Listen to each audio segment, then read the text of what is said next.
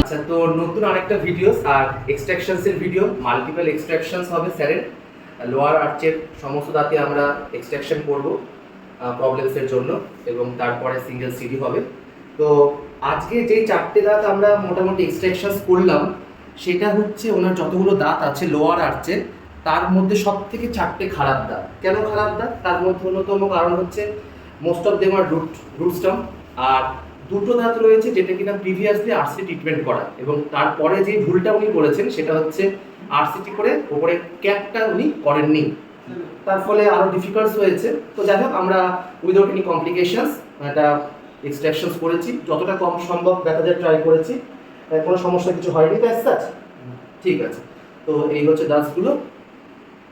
Further এক্সট্রাকশনসের জন্য ওনাদেরকে আবার পরে দেখা হবে। তো আজকে ভিডিও অবধি, দেখা হচ্ছে নেক্সট ভিডিওতে।